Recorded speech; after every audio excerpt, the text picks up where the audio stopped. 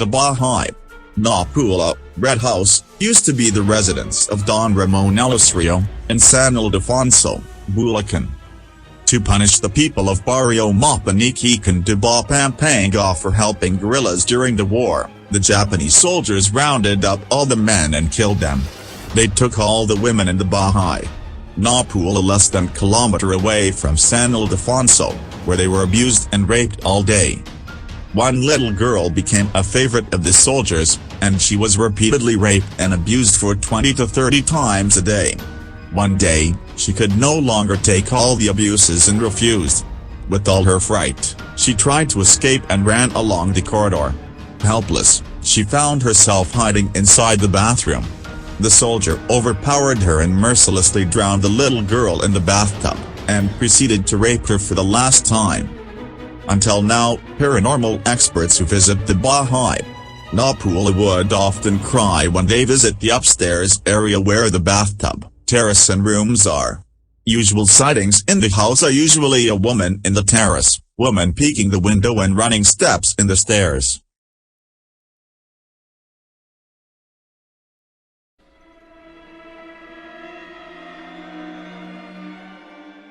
Balay Negrense and Balay Negros Occidental.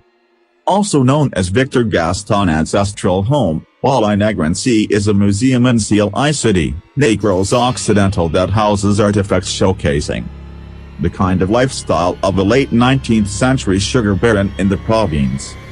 The house, now a heritage site, was built in 1897 and served as the sugar baron and his 12 children's house from 1901 until his death in 1927. Some visitors to Balay Negrense report paranormal experience while inside the structure. Some say they see people from the past partying in the house's ballroom. Do what to join the party? Ballet Drive. This two-lane street in Quezon City has spun one too many horror stories in both television and big screen. But the eerie feeling one gets passing by this tree-lined lane is said to be non-scripted. Ballet Drive has been avoided since 1950s when tales of a white lady haunting the area surfaced. The white-veiled ghost appears on the street, scaring passing motorists, which often results in road mishaps. It was told that the lady is a ghost of a girl who died in a car accident in the area, while some said the white figure is a girl who was raped and killed by a taxi driver and that her body was dumped beside a ballet tree.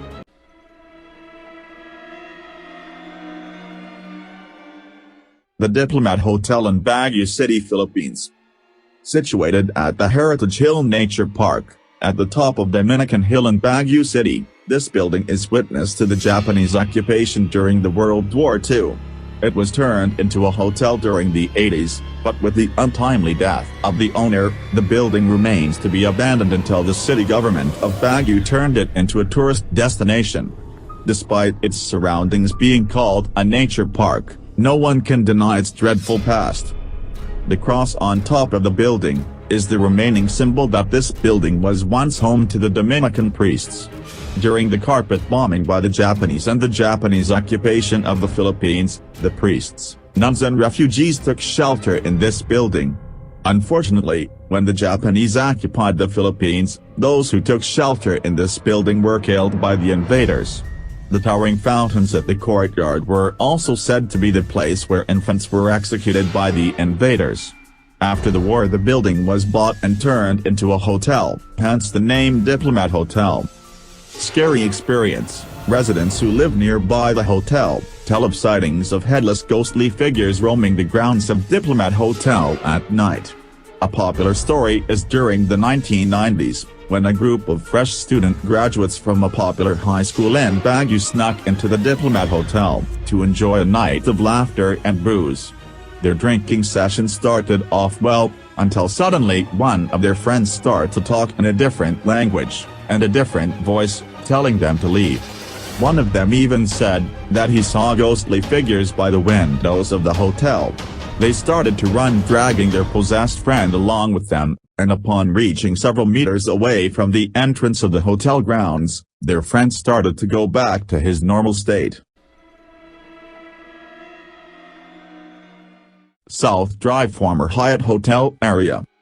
The vibrant tourism industry of Baguio City was evident even during the 80s and 90s. Hyatt Hotel was one of the popular hotels in Baguio, and it was normally the go-to place for seminars and family vacations at that time. The hotel was located along South Drive, and it brought not only income to the city, but jobs as well.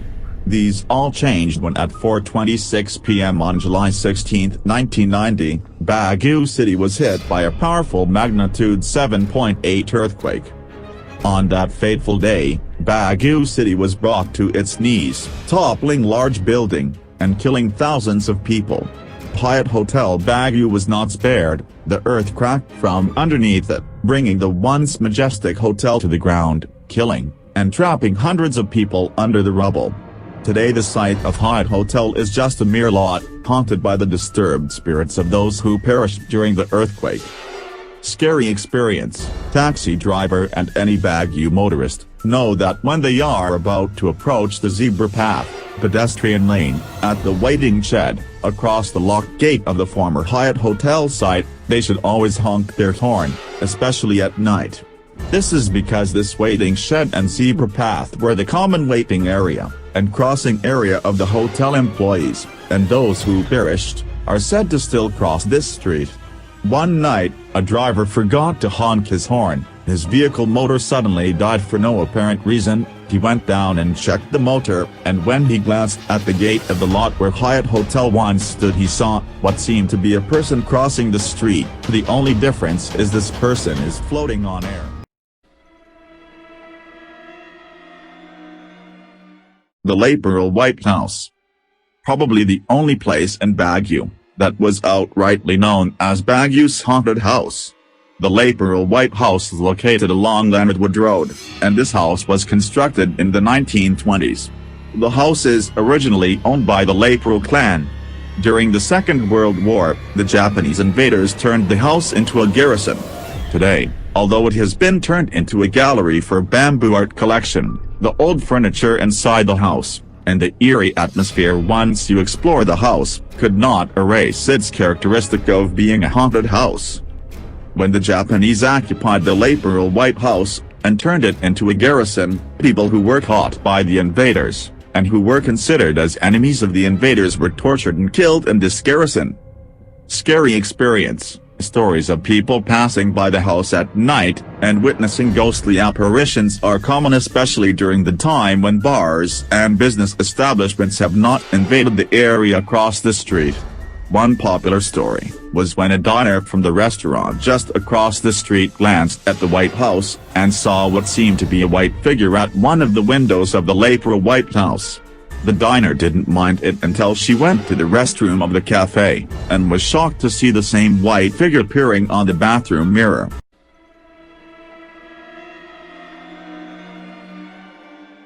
Milanto Tunnel.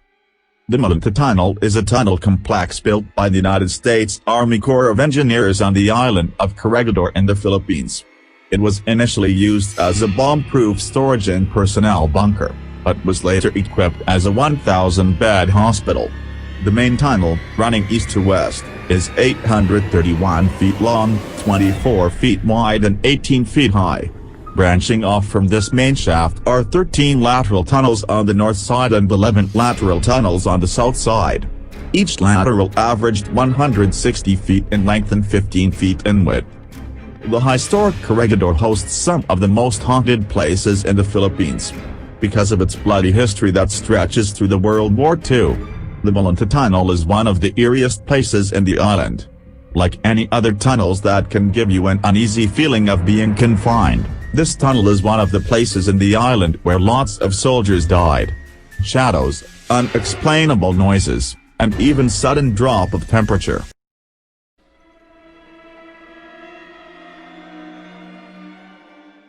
The Manila Film Center, Philippines.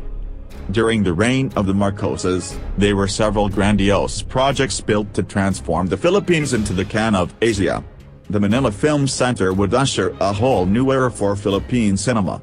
Due to numerous revisions, construction delay was already apparent, but Imelda pushed for the quick completion of the project.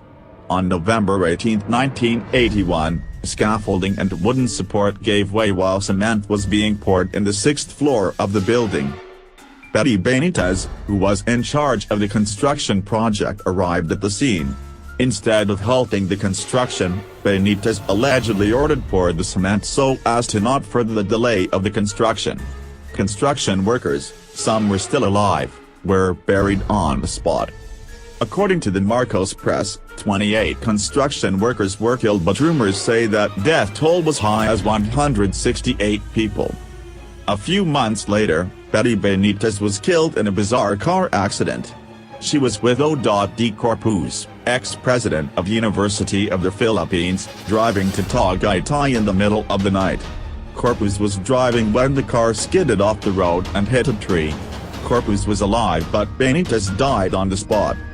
To the endless rumors surrounding the Manila Film Center, Amy allegedly called in a medium who can speak with the dead.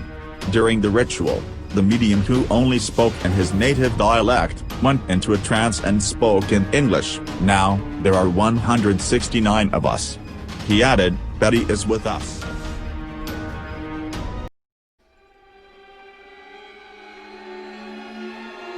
The Ozone Disco in Quezon City, Philippines.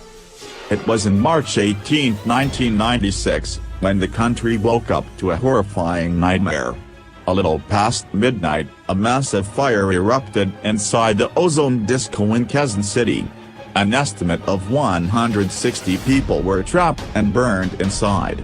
Most of them were high school and college students, celebrating their graduation or end-of-school parties. The 95 others who were injured but were able to escape described the horrific incident. They first noticed smoke and fire coming in the DJ's booth but mistook it as part of the party effects. When fire broke out, there was a stampede on the way to the only exit in the building. Their helpless bodies were found in the narrow corridor leading to the exit. The building was so packed that night that an estimate of 400 people were going in and out of the place. It exceeded the approved capacity of occupancy, good for 35-40 people for the 50-square-meter building. Neighbors in the area swear that they sometimes hear loud party music coming from the burned building. There were even shadows of what seemed like people dancing and partying inside. Teachers Camp. If you ask a Baguio resident if renting a cottage at the teachers' camp is a good idea, the normal reaction would be, yes. If you want to see ghosts. People who experienced spending a night or two at one of the cottages at teachers' camp tell their experiences of seeing ghostly apparitions, poltergeist, objects moving around and doppelgangers. Teachers' camp was built in 1908 and it has been the training site for American teachers. It was also the training site of the Philippine Military Academy before the Second World War.